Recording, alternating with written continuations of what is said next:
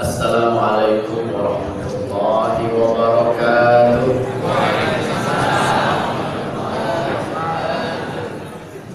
Alhamdulillahilladzi la ilaha illa huwal hayyul qayyum la ta'khudhuhu sinatun wa la nawm wasi'a kursiyyuhus samawati wal ardh wa la ya'uduhu hifdhuhuma wa huwal 'aliyyul 'azim. Asyhadu an la ilaha illallah wahdahu la syarika lah wa asyhadu anna Muhammadan 'abduhu wa rasuluh. Allahumma shalli 'ala sayyidina Muhammad wa 'ala ali sayyidina Muhammad. Ma kana raja'una illa an nusta'mala bi sunnatihi wa ta'atihi wa nutawaffa 'ala millatihi wa nuhsyaru fi zumratihi wa nustaqa min hawdih. Amma ba'd. Hadratul muhtaramin yang saya muliakan, yang saya hormati para alim ulama, cerdik pandai, tua-tua tengganai, tokoh-tokoh masyarakat, para orang tua kami yang tidak bisa saya sebutkan satu persatu. Yang saya hormati bapak-bapak, ibu-ibu, saudara-saudari jamaah Majelis Duha Nasional Kabupaten Batanghari, wabil khusus yang saya hormati, yang saya banggakan, pegawai syarah serta pengurus masjid rahmatullah ya, yang alhamdulillah pada pagi hari ini berkesempatan diberi kewenangan untuk menjalankan rutinitas doa pada pagi Ahad ini. Mudah-mudahan masjid ini selalu diberi keberkahan. Amin. Allahumma. Bapak Ibu yang dimuliakan oleh Allah, alhamdulillah wa syukurillah, tak henti-hentinya kita bersyukur kepada Allah Subhanahu wa taala atas semua nikmat yang diberikan kepada kita semua, dititipkan kepada kita semua. Ketika berbagai macam kenikmatan yang dititipkan oleh Allah kepada kita, kita amanah dengan titipan itu, maka insya Allah apa yang sudah dimiliki oleh kita itu akan terus menjadi milik kita dan akan dimintai pertanggungjawaban di akhirat nanti. Tetapi sebaliknya, nikmat-nikmat yang diamanahkan kepada kita, ketika kita ingkar, kita kufur, tidak mensyukurinya, apapun bentuknya itu, tentu ada konsekuensinya bagi kita semua. Akan ada pertanggungjawaban dari apa yang sudah dititipkan kepada kita ini. Mudah-mudahan kita semua menjadi hamba Allah yang selalu bisa semaksimal mungkin mempertanggungjawabkan titipan nikmat yang diberikan kepada kita. Amin. Allahumma amin. Bapak Ibu yang dimuliakan oleh Allah, tentunya tak lupa kita selalu mengucapkan selawat kepada baginda Rasul Nabi Agung Muhammad sallallahu alaihi wasallam. Allahumma shalli ala sayyidina Muhammad wa ala ali sayyidina Muhammad. Dengan sebuah harapan yang penuh, sangat-sangat berharap kita kepada syafaat baginda Rasulullah sallallahu alaihi wasallam, baik di dunia ini, lebih-lebih nanti di akhirat pula. Di dunia ini, apakah kita akan mendapatkan syafaat? Kemungkinan bisa iya, bisa tidak. Kalau kita tulus ikhlas berselawat kepada Nabi, kita akan mendapatkan syafaat, yaitu namanya syafaatus sughra. Syafaat pertolongan yang kecil, Pak. Itu bagian daripada syafaat yang besar itu. Kalau syafaat yang kecil itu, kita dengan barokah sholawat yang kita baca, dengan penuh kecintaan kepada Nabi, maka apa yang menjadi hajat kita dikabulkan oleh Allah Subhanahu wa Ta'ala. Kesusahan kita kan, kegelisahan kita kan, musibah kita kan, cobaan-cobaan kita kan, fa insyaallah dengan barokah sholawat kita akan mendapatkan syafaatnya. Amin Allahumma amin. Dan tentunya istilah kehidupan di dunia ini. Jadi Bapak Ibu yang dimuliakan oleh Allah, di akhirat nanti itu ada beberapa macam syafaat Nabi yang diberikan kepada manusia. Yang pertama adalah Rasulullah itu memberikan syafaat kepada orang yang awal sampai akhir meminta syafaat kepada Rasul di padang mahsyar nanti, pada saat pengadilan nanti. Jadi umat manusia itu Pak, dalam riwayat itu datang kepada Nabi Adam minta syafaat, tapi Nabi Adam tidak bisa memberikan syafaatnya. Sana pergi kepada Nabi selanjutnya, apakah Nabi Nuh, apakah Nabi Ibrahim, seterusnya, sampai datang ke Nabi-Nabi lagi juga tidak bisa memberikan syafaat, hingga sampai kepada Nabi Muhammad SAW. Jadi baginda Rasulullah SAW lah yang mempunyai hak, otoritas penuh kepada seluruh manusia pada padang mahsyar nanti. Dan ini disebut dengan syafaatul uzma. Apa Bu? Syafaatul uzma, pertolongan yang agung, yang besar. Kemudian Rasulullah juga diberikan hak untuk memberikan syafaat kepada sekelompok orang agar bisa masuk surga bi ghairi hisab, tanpa hisab. Tanpa hisab. Rasulullah juga diberi hak untuk mensyafaati kepada sekelompok orang yang takdirnya dia masuk neraka, tidak jadi masuk neraka. Juga kepada sekelompok orang yang sudah ada di dalam neraka, Rasul pun punya syafaat untuk mengeluarkan dari neraka. Begitu juga Rasulullah mempunyai syafaat untuk mengangkat, meninggikan derajat orang-orang yang sudah berada di dalam surga. Kita tidak tahu mau dimasukkan ke dalam neraka kan, atau memang sudah di dalam neraka itu, atau kita masuk di dalam surga. Mudah-mudahan dalam kondisi apapun kita tetap mendapatkan syafaat Rasulullah SAW dengan barokah sholawat yang kita baca. Kalau amal ibadah itu Bapak Ibu yang dimuliakan Allah, tidak menutup kemungkinan ada dua, makbul atau mardud, terima atau ditolak. Amal yang pasti diterima itu sholawat, karena sholawat itu bentuk penyanjungan, bentuk penghormatan kepada Nabi. Kalau yang lain, sholat kita, puasa kita, zakat kita, majelis taklim kita tidak tahu apakah itu diterima atau ditolak. Alhamdulillah Rabbil Alamin. Bapak Ibu yang dimuliakan oleh Allah, pada pagi ini kita bisa sama-sama di Masjid Rahmatullah ini, kita sama-sama memakmurkan Masjid Rahmatullah ini. Memakmurkan masjid itu kan ada dua sisi ya Bapak Ibu.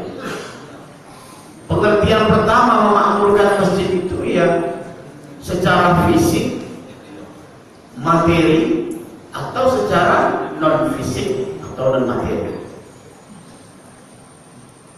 Yang secara fisik adalah bagaimana kita terlibat aktif, berkontribusi penuh di dalam pembangunan masjid, di dalam memperindah masjid, di dalam memperkokoh masjid.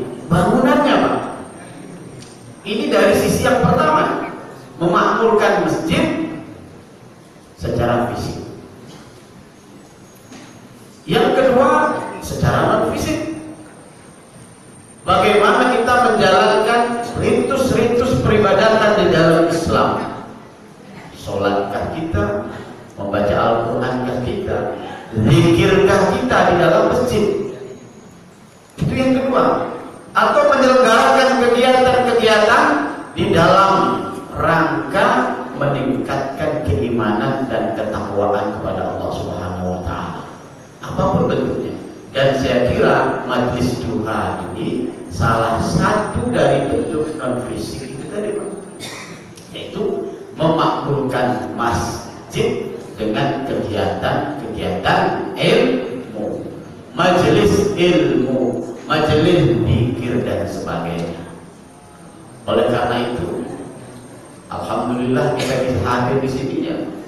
Besar atau kecilnya, sedikit atau banyaknya, suksesnya kita berada di sini dengan adanya air minum, adanya kotak-kotak ini semua ada andil atau peran serta dari pegawai syara dari Masjid Rahmatullah ini. Adanya turut serta peran kontribusi dari pegawai syara atau pengurus Masjid Rahmatullah. Oleh karena itu, yang pengurus, yang pegawai syara sudah seyogyanya bagaimana memakmurkan masjid, baik secara fisik apalagi non fisik, di dalam meningkatkan kegiatan-kegiatan yang ada di dalam masjid ini dan di semua masjid yang kita diami. Karena apa? Beberapa faedah orang yang memakmurkan masjid, sebagaimana kata Nabi, dia akan diberikan gedung di akhirat nanti sebagaimana dia membangun masjid di dunia. Dalam hadis riwayat Muslim disebutkan, man bana masjidan yabtaghi fihi wajhallah bana lahu mithlahu fil jannah. Rawahu Muslim. Orang yang membangun masjid dunia, maka dia akan diberi gedung yang serupa di akhirat nanti. Jadi bersyukur Pak, pegawai syara, pengurus masjid itu terlibat aktif di dalam pengajian-pengajian. Jadi rugi kalau ada pegawai syara, ada pengurus masjid lupa tupoksinya. Lupa, bukan tidak tahu dulu, lupa. Di saat kawan-kawan lain sibuk berinteraksi, mengadakan kegiatan-kegiatan dalam rangka meningkatkan keimanan kepada Allah, kita malah tidak terlibat di dalam masjid tersebut. Di sana ada harapan-harapan besar yang dijanjikan oleh Rasulullah SAW bagi orang yang memakmurkan masjid. Pegawai syara, pengurus masjid itu dari sisi penyelenggaranya. Di luar mereka adalah orang yang menjadi objeknya, bagaimana bisa terlibat dalam kegiatan yang ada di masjid-masjid. Yang kedua, Rasul juga mengatakan orang yang memakmurkan masjid itu akan diberi ketenangan, diliputi rahmat. Jadi kalau ada orang yang ngurus masjid atau umat yang sering ke masjid tetapi tidak ada rasa tenang, tidak ada rahmat, itu perlu diintrospeksi kembali. Apa motivasinya datang ke masjid? Barangkali bukan kholisan liwajhillah, tetapi li ghairillah, bukan kepada Allah Subhanahu wa taala. Ada motivasi di luar Allah. Entah apa itu, apakah karena manusia ataupun karena maksud-maksudnya. Ini yang harus diluruskan oleh kita semua.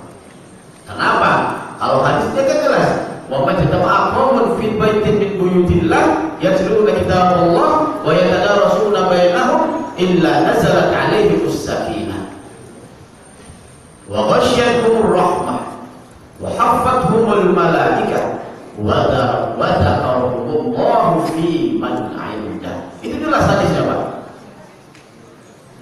Sekelompok orang datang ke masjid lalu membaca kitab Allah.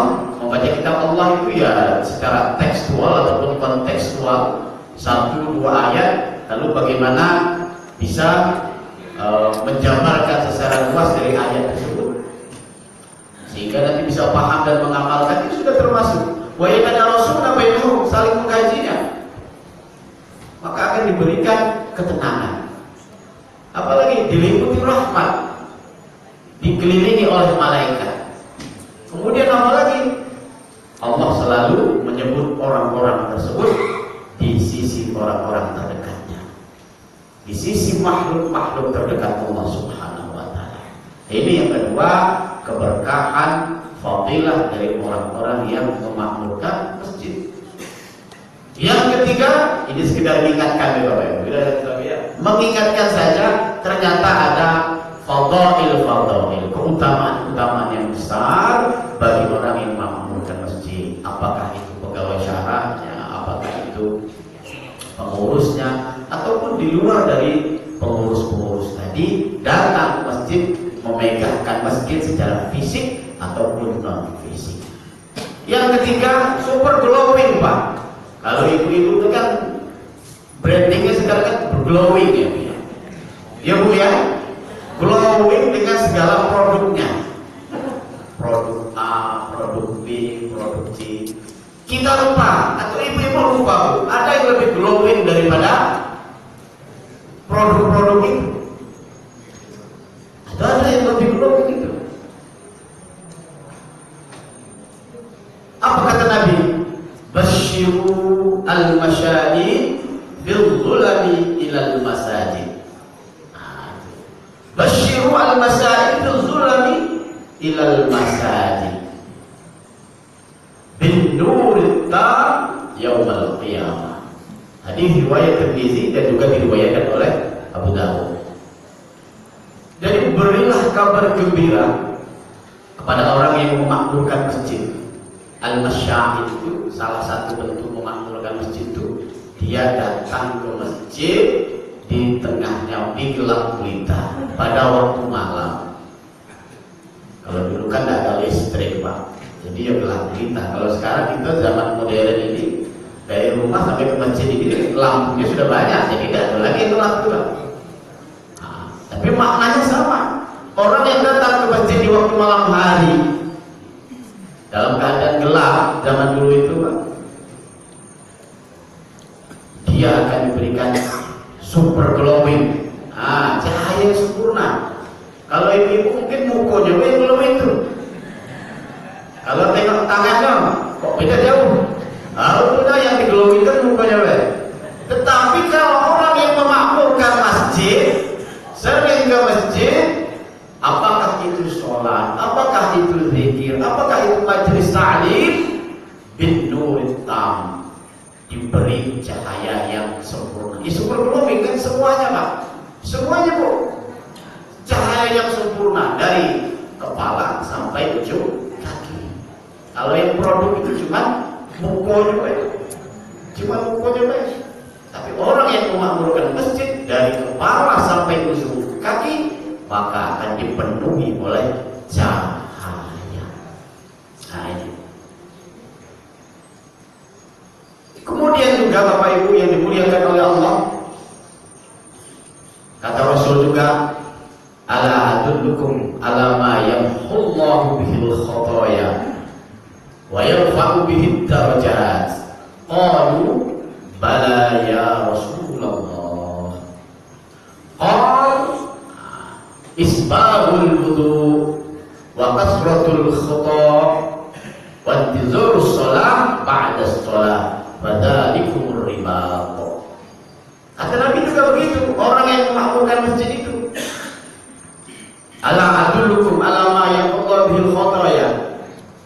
Wahai sahabat, kamu mau tidak saya kasih tahu perbuatan-perbuatan, perkara-perkara yang bisa menghapus dosa-dosa, yang bisa mengangkat derajat-derajat. Apa kata sahabat? Oh tentu ya Rasul, kami mau ya Rasul. Kata Rasul, kalau engkau mau, ketahuilah, yang pertama isbahul wudu, menyempurnakan wudu alal makarih, di saat kesusahan. Wa kasratul khutha ilal masajid, banyak-banyak datang ke masjid.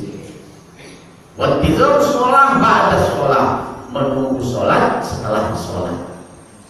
Padahal di kubur riba, itulah yang disebut dengan riba. Jadi begini maknanya, Bu.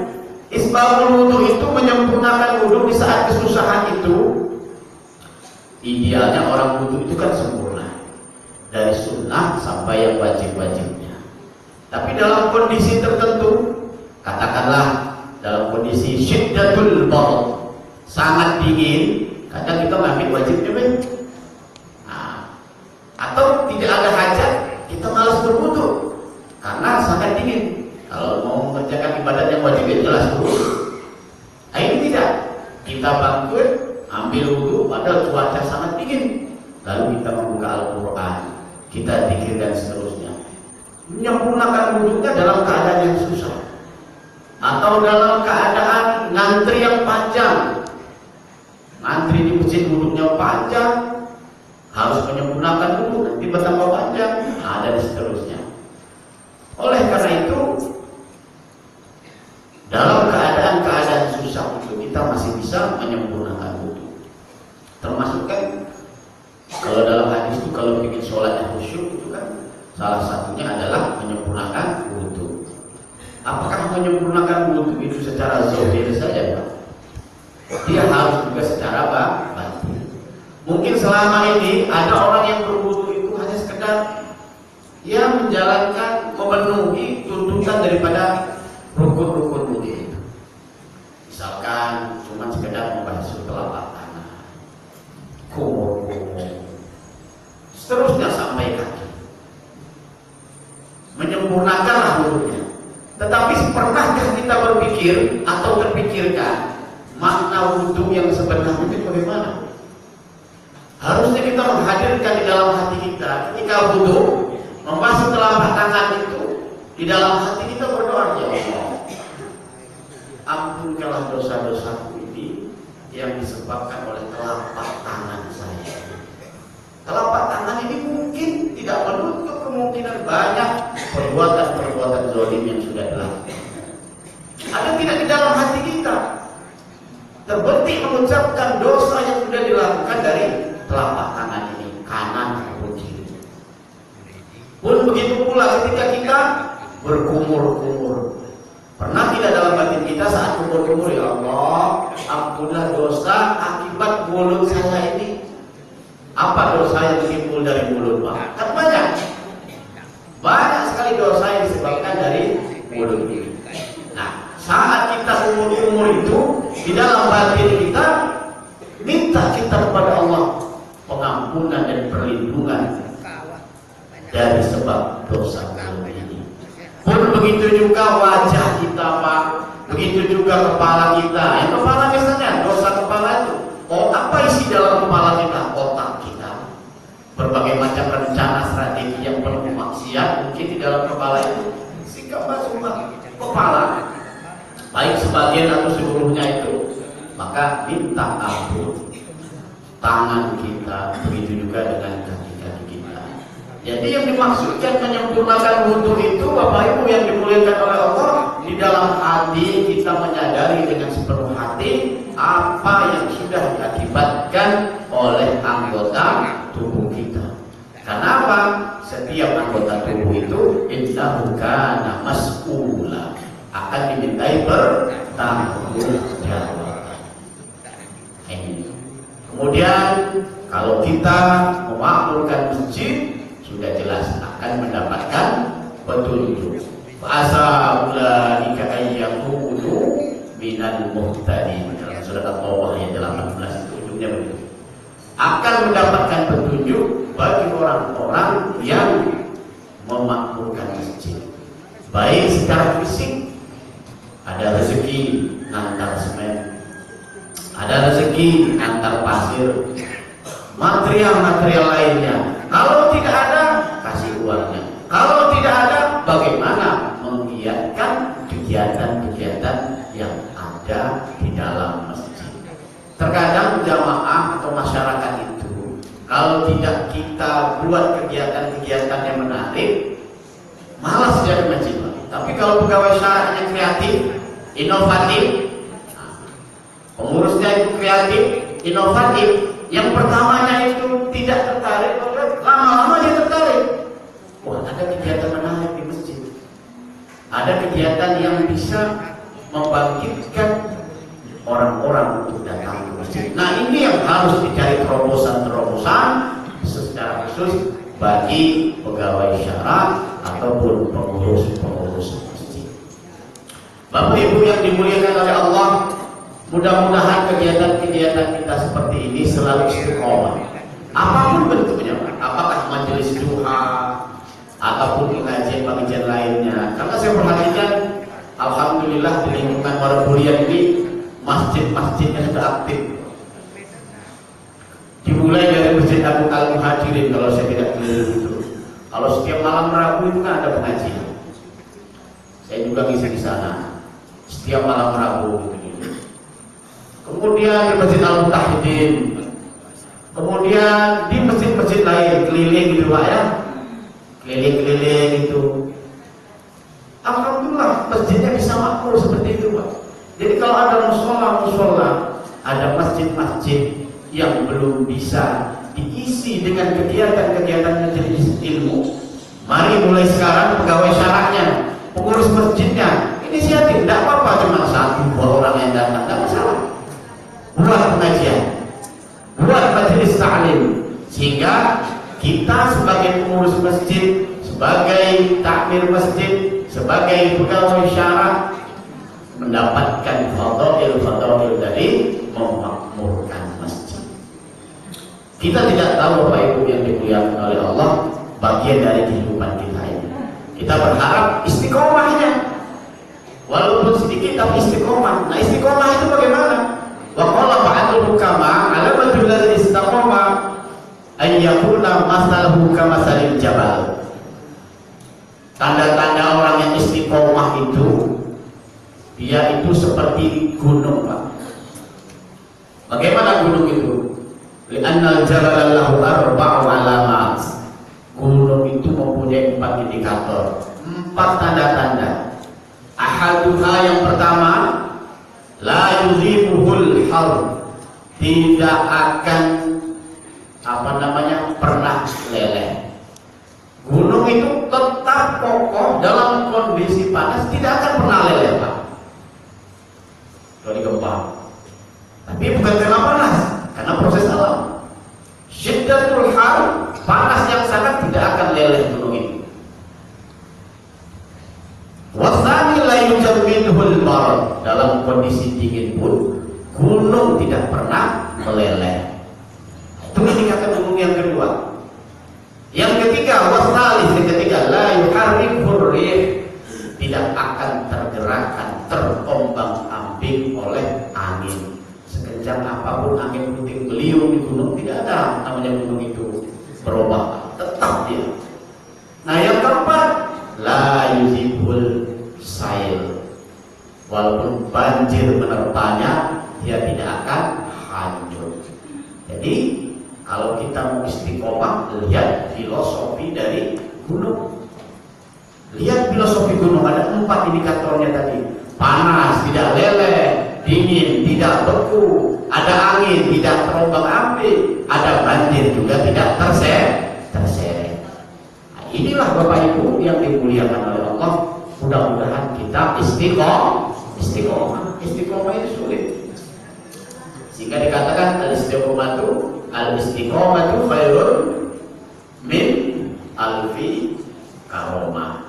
Istiqomah itu lebih baik daripada 1000 kemuliaan. Bapak Ibu yang dimuliakan oleh Allah, sudah seyogyanya bagian keibadatan kita ini ya menjadi sanggup bekal kita di akhirat nanti. Karena apa? Jangan sampai kita menjadi orang yang tidak beruntung. Kita banyak amalnya, kita tidak tahu Pak, apakah amal itu cukup atau tidak. Nah, majelis duha, majelis ilmu itu bagian daripada mengumpulkan amal. Kita tidak tahu besok amalnya cukup atau tidak. Kalau kita dikategorikan Nabi sebagai orang yang muflis, orang yang bangkrut, habis Pak. Kata Nabi, atadruna manil muflis? Kamu tahu tidak sahabat apa yang dikatakan muflis? Muflis itu rugi. Kata sahabat apa? Qalu innal muflisa fina man la dirham wa la mata'. Yang dikatakan muflis bukan muflis ya, muflis. Muflis itu orang yang bangkrut tadi. Kata sahabat, orang yang tidak punya harta, tidak punya perhiasan. Kata Nabi, tidak. Orang yang bangkrut itu pada hari kiamat, dia datang dengan pahala sholatnya, dia datang dengan pahala puasanya, dia datang dengan pahala zakatnya, dia datang dengan berbagai macam amalan-amalan yang dia lakukan di dunia. Dia datang dengan pahala majelis duhanya setiap minggu sampai keluar datang terus duha. Tetapi apa? Dia apa namanya? Wa akala mala hadza wa qadafa hadza wa syatama hadza dan seterusnya. Dia memakan yang bukan haknya, dia memukul, menghina dan seterusnya, mengalirkan darah yang bukan pada tempatnya. Jadi ini bentuk penganiayaan sesama manusia, bentuk berbuat aniaya terhadap sesama manusia. Berbuat aniaya sesama manusia ini Bapak Ibu, inilah yang akan menyebabkan bangkrut di akhirat nanti. Datang, kita lagi mau masuk surga ya, atau sudah di surga, datang si A, protes si A tadi. Ya Allah, saya protes si A tadi enak-enakan sudah di surga. Dulu pernah ngambil sesuatu milik saya, walaupun sekecil apapun. Datang lagi lain, dia diambil pahalanya, kasih ke orang itu. Dulu pernah ngambil istri saya, kasihkan ke dia lagi. Misalnya, dulu pernah ngambil misalnya, seperti itu Bapak Ibu. Dengan cara yang zalim dan pada haknya. Terus begitu dan seterusnya. Sampai habis pahala orang terima. Ketika sudah habis masih juga ada yang datang Bu. Ini dulu pernah begini dan begitu. Karena pahalanya sudah habis, apa yang terjadi? Dosonya yang dikasih ke orang. Nah, itu namanya bangkrut. Kurang pahala istighfar kita itu Pak. Dah cukup. Nah ini dalam rangka mengumpulkan celengan-celengan itu. Dah cukup. Kita tidak tahu nih seberapa banyak kesalahan-kesalahan kita itu. Oleh karena itu, mudah-mudahan kita terus mengumpulkan pahala-pahala dari kegiatan-kegiatan sepanjang kita masih diberikan umur panjang oleh Allah Subhanahu wa Ta'ala. Bapak Ibu yang dimuliakan oleh Allah, orang yang beraniaya kepada orang lain, ini kan kezoliman terhadap sesama manusia. Bentuk kezoliman sesama manusia itu bentuknya bisa memakan hak orang lain, harta orang lain, membunuh, melukai, menghina dan seterusnya, dan akan mendapatkan itu tadi kebangkrutan. Atau kedua, akan diberikan balasan yang setimpal. Dulu ketika kita menganiaya orang lain, apapun bentuknya akan diberi dengan serupa yang sudah pernah dilakukan. Contoh, kalau dulu pernah mengambil tanah 1 jengkal, dalam hadisnya begitu.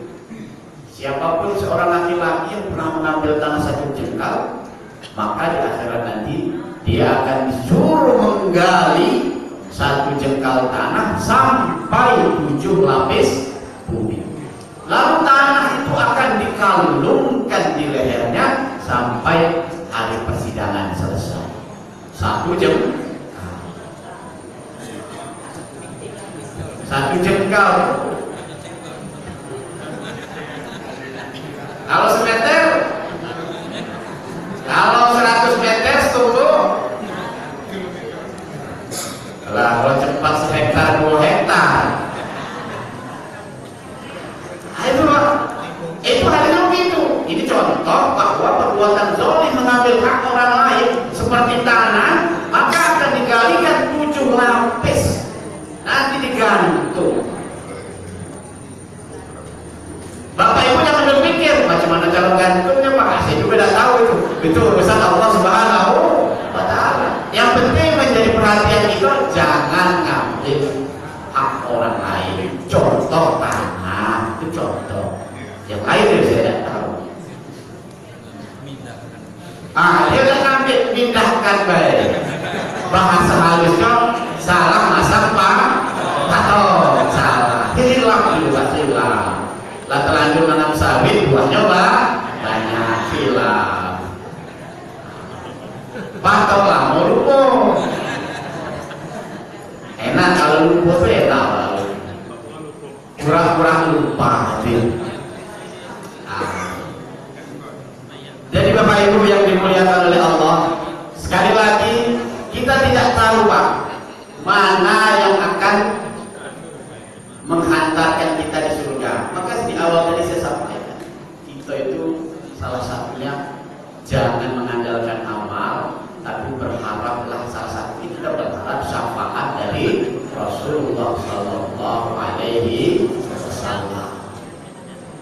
Karena dalam sebuah kisah Syekh Nawawi itu menjelaskan di dalam kitabnya Pak,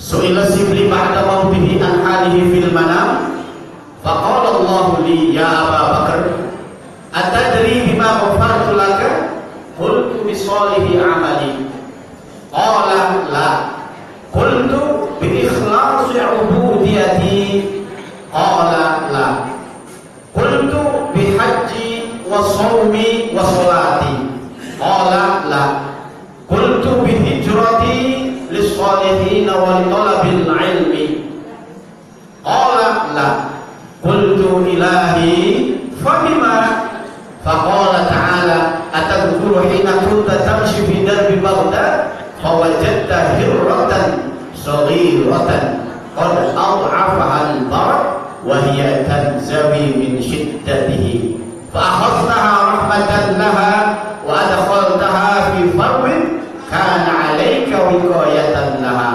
فقلت نعم فقال تعالى برحمتك لتلك الحرة رحمتك. Jadi pada suatu ketika Imam Syibli ini bermimpi. Imam Syibli itu uzamaul arifin, termasuk di dalam pembesar-pembesarnya ulama-ulama tasawuf. Dia bermimpi. Dalam mimpinya itu Allah itu bertanya kepadanya, ya Abu Bakar. Jadi nama Imam Syibli itu Abu Bakar. Atadri bima ghafartu laka. Kamu tahu tidak apa sebabnya saya mengampuni kamu? Lalu Imam Syibli menjawab, bisolihi amali, karena amal soleh. Amal soleh itu kata Allah, Allah tidak Syibli, amal soleh tidak saya terima. Qultu, aku berkata lagi, bi ikhlasi ubudiyati, karena ikhlasnya aku dalam beribadah.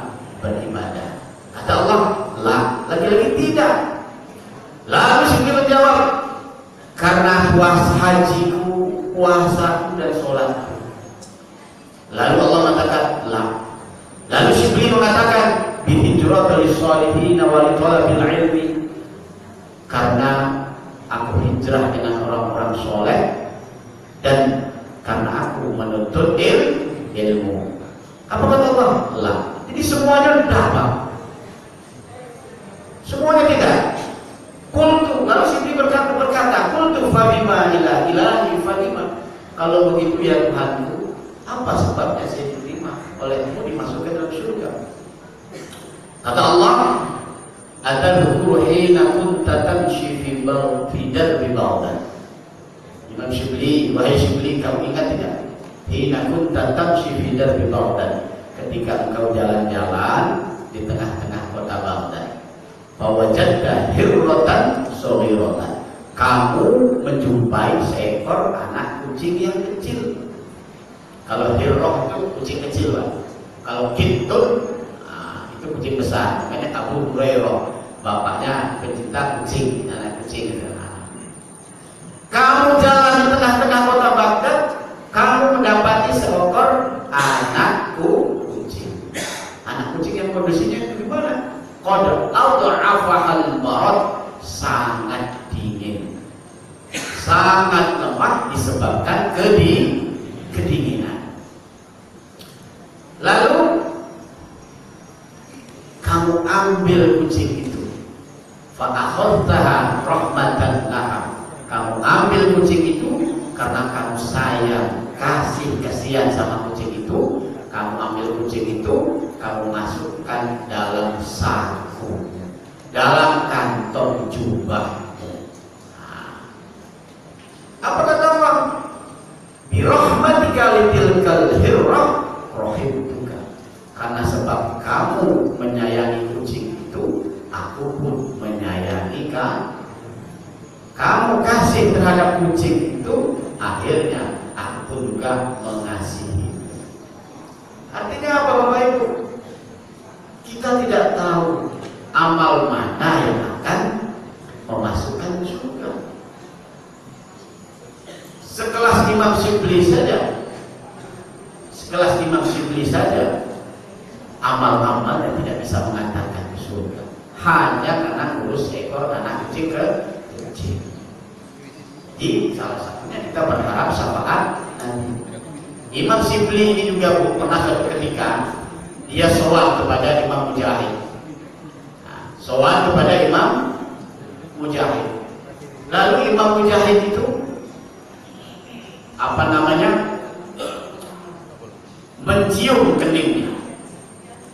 mencium keningnya. Lalu ditanya, kenapa engkau mencium kening saya? Saya bermimpi semalam Rasulullah itu mencium keningmu.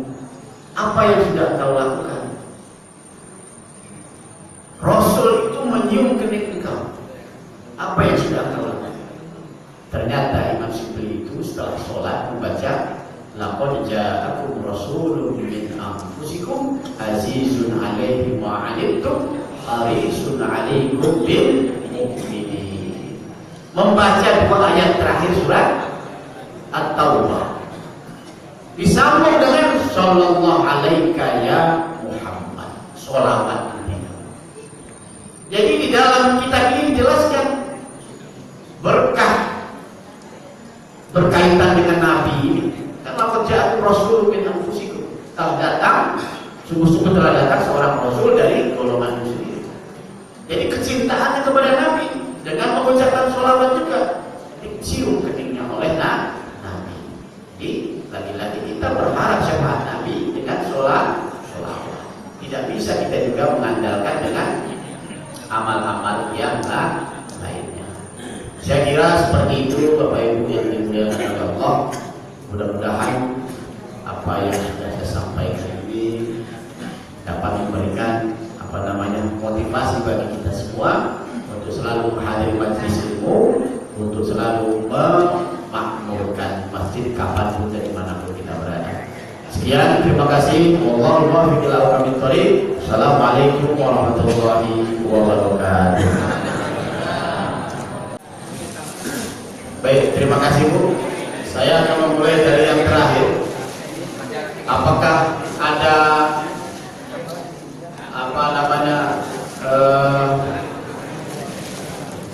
perbedaan antara laki-laki dan perempuan dalam memakmurkan masjid? Seperti yang saya sampaikan tadi, seseorang yang memakmurkan masjid itu berkontribusinya dalam dua aspek, fisik dan non fisik. Aspek mana yang memungkinkan kita untuk turut serta di dalam memakmurkan masjid? Kan begitu, fisik dan non fisik. Kalau ibu mengatakan kami ini perempuan sudah bersuami, apakah tidak menimbulkan fitnah? atau menimbulkan hal-hal lain. Kalau itu sudah jelas, ketika kehadiran seorang wanita ke masjid akan menimbulkan fitnah, maka lebih baik dia tidak ke masjid. Tetapi kan kita lihat dulu kondisinya sekarang, Pak. Fitnah yang bagaimana yang melarang perempuan itu tidak ke masjid? Atau mereka di masjid juga sama-sama dengan ibu-ibu yang lain. Sepanjang dia ke masjid tidak terlalu menampakkan sisi glamoritasnya, tidak menampilkan dengan tampilan-tampilan yang berlebihan. Nah, kalau ke masjid sama dengan ke kondangan, kan bahaya pula. Ke kondangan, ke masjid, apalagi kalau yang isi Nabi Muhammad, aku ini misalnya kan, tentu kalau ada niat-niat tertentu, saya kira itu juga masuk dalam kategori akan menimbulkan fitnah. Yang tahu diri kita, berdandanlah dengan selayaknya. Saya yakin detail dari yang selayaknya itu ada batasan-batasan syariatnya, ibu-ibu juga sudah tahu. Jadi tidak ada emansipasi wanita dalam masjid. Ada emansipasi wanita dalam berkontribusi di masjid itu. Silahkan saja ke masjid. Kan banyak bentuk-bentuknya. Datang ke majelis taklim rame-rame. Ya kalau berempat sama ustaznya berdua ya tentu tidak boleh, Bu. Kayak mau mampir masjid Pak Ustaz, tapi berdua aja ngaji di masjid ya tidak boleh, itu fitnah sekali itu. Jangan sampai itu. Jangan ada alasan itu. Apalagi yang sudah bersuami. Jadi kalau suami-suami, kalau ada ibu-ibunya ingin izin istrinya izin ke masjid, nah itu harus pantau-pantau juga. Apalagi kalau ustaznya itu agak-agak muda masih kan, tidak boleh itu.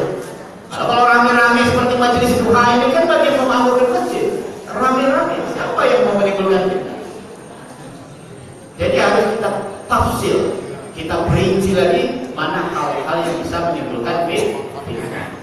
Dan juga saya menegaskan tadi, ada dua dimensi fisik dan non-fisik.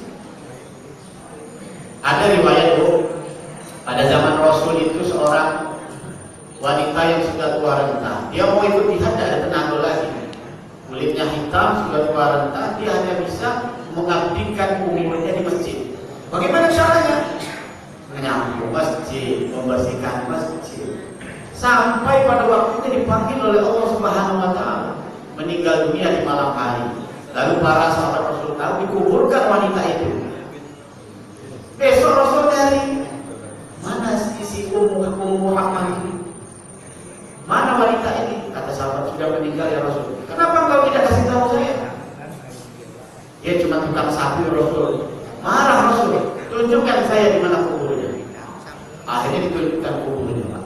Setelah itu Rasul datang, Rasul sholat di atas kuburan.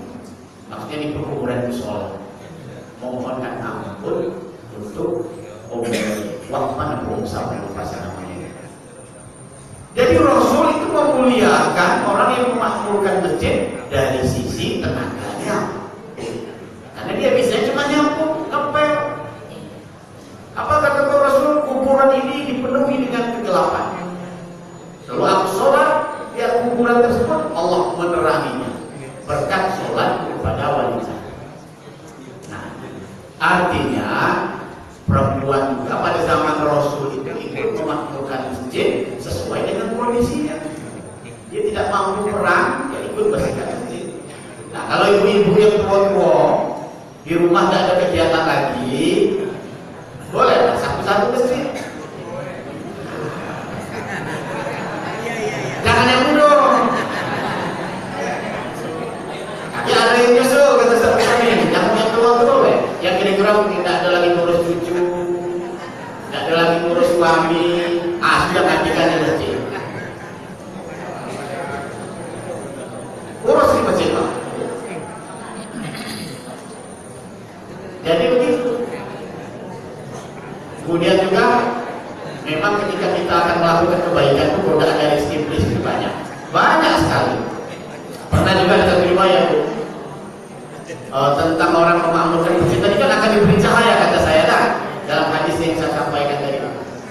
Abdullah bin Maktum, mungkin Bapak Ibu sudah pernah mendengar, sahabat Nabi yang buta, minta rukhsah, ya Rasul saya ini buta, pembimbing saya terbatas, rumah saya jauh, boleh tidak ya Rasul? Saya sholat di rumah saja.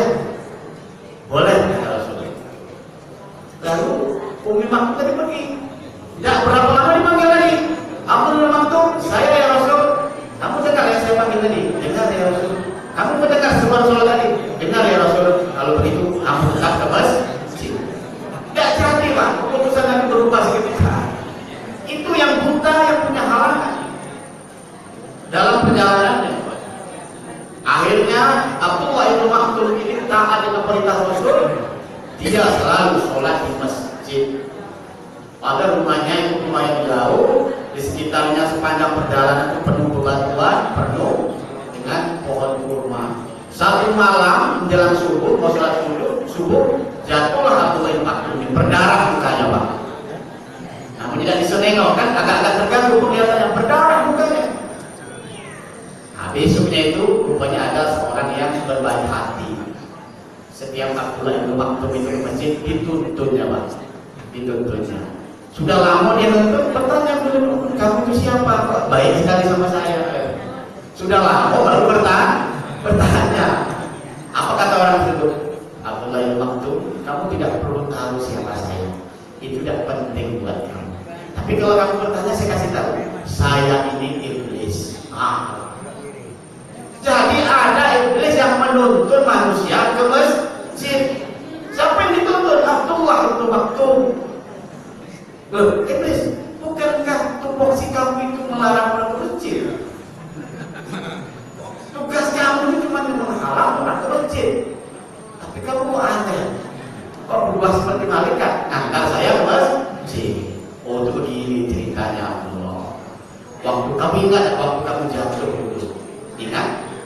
Waktu kamu jatuh itu, saya mendengar malaikat itu berkata, Abdullah bin Maktum ini karena ingin datang ke masjid mengikuti sunnah Rasul, apa perintah Rasul tadi, dia terjatuh, maka aku mendengar malaikat yang berkata, setengah dari dosa Abdullah bin Maktum diampuni oleh Allah Subhanahu wa Ta'ala, dan aku tidak mau kau jatuh lagi. Aduh, saya tidak mau kau jatuh lagi. Kalau kau jatuh lagi, habis dosa-dosamu, tugas saya tidak ada lagi. Jadi saya mikir, wah, ada yang mau dikawan iblis itu kok. Tapi hati-hati iblis yang menimbulkan fitnah tadi Bu. Kalau ada yang menawarkan diri, ibu ke masjid, itu awas padai. Bisa iblis beneran. Bisa menimbulkan fitnah. Jadi begitu ya, tergantung kita pada dimensi mana kita bisa berkontribusi untuk memakmurkan masjid. Sepanjang tidak ada fitnah yang jelas-jelas nyata, silahkan saja memakmurkan masjid. Saya kira seperti itu. Kemudian yang kedua tadi saya lupa itu. Yang pertama tadi berapa ya? Orang yang dapat Sudah lalu. di dalam neraka itu siapa? Orang yang dapat syafaat di dalam neraka itu seperti apa? Tadi kan ada saya katakan Rasulullah itu memberikan syafaat kepada orang yang masuk neraka. Jadi yang perlu kita ketahui bahwa surga dan neraka itu miliknya Allah Subhanahu wa Ta'ala. Ada orang yang melakukan amal ibadah itu didasarkan kecintaan, tetapi dia melakukan hal-hal lain. Dalam teologi Asy'ariyah itu, sepanjang dia mengucap la ilaha illallah pasti masuk surga. Tapi diproses dulu di neraka. Transit dulu di Jakarta. Itu teologi Asy'ariyah begitu. Beda dengan teologi Mu'tazilah. Kalau teologi Mu'tazilah itu dia mukmin tetapi melakukan dosa besar, tidak di surga, tidak di neraka. Kenapa dia tidak di surga? Karena dia melakukan dosa besar. Kenapa dia tidak di neraka? Dia mengucap la ilaha illallah karena dia beriman. Maka tempatnya di mana? Al-manzilah bainal manzilatain. Satu tempat di antara dua tempat. Ya saya tidak tahu juga, itulah namanya. Itu dalam teologi Mu'tazilah seperti itu. Artinya ketika seseorang masuk neraka disebabkan amal-amalnya yang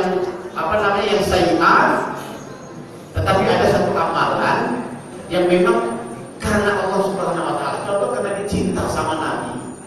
Setiap ada maulid Nabi misalkan saja pakai. Setiap ada maulid Nabi, ini misalkan orang jarang sholat, ahli maksiat. Tapi kalau sudah punya maulid Nabi, mencintai Nabi, menghormati Nabi, dia paling sergap. Semua konsumsi dia yang nanggung, biaya berceramah dia yang handle. Pokoknya bagaimana meriahnya acara maulid itu. Tapi ya sholat tidak, majelis duha ya. Tapi kalau bapaknya maulid Nabi, karena yang cinta, dia hanya bisa sebatas cintanya. Apakah anta ma'aman ahbabta? Kan ada begitu. Anta ma'aman ahbabta, kamu akan bersama dengan orang yang kamu cintai. Jadi syafaat Nabi itu diberikan salah satunya dengan cintanya kepada Rasulullah SAW. Tadi haknya masuk neraka, tapi karena Rasul punya hak prerogatif dalam mengeluarkan dari surga, bisa saja diberikan kepada orang yang ahli neraka. Tapi kita jangan coba-coba. Kadar cinta kita ke Nabi itu 100% dah pentingnya. Kita jangan coba-coba, kita mengharap sama Nabi saja. Jangan ditolak, jangan. Wong amal banyak saja belum tentu masuk surga, apalagi nah, jadi itu sekedar contoh. Kita tidak tahu di antara hati-hati manusia itu ada yang betul-betul memang ibadahnya murni kepada Allah Subhanahu wa taala. Saya kira seperti itu, Bu ya.